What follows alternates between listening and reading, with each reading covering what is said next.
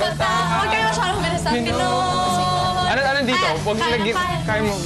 Pinoy ako, Pinoy tayo. Akala ko gano'n. May gana.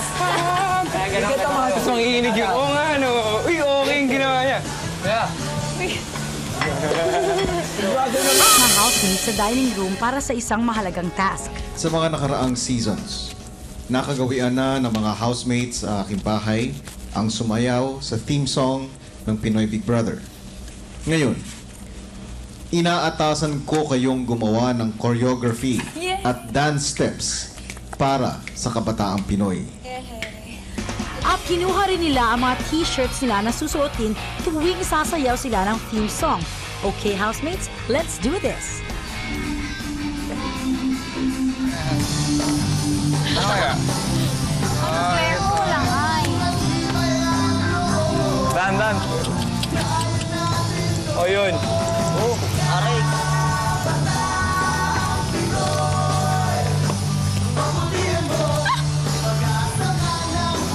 Paano ko sing-sing mo pa ka talaga? Wala pa kayong maisip masyado, no? Yun. Baka sa loob ng bahay, ma-inspire kayong gumawa ng Sir steps. sila, oh.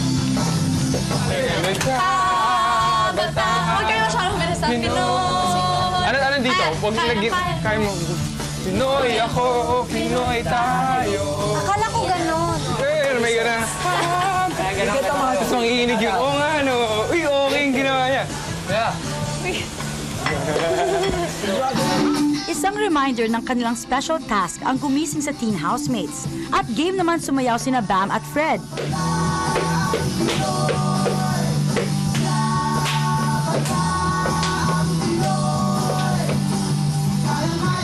Hindi nila alam na may special visitor silang dumalaw sa bahay. Ayan.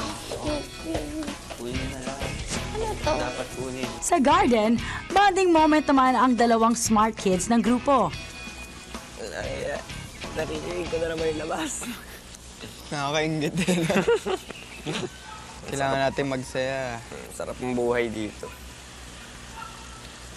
para maging independent, matuto.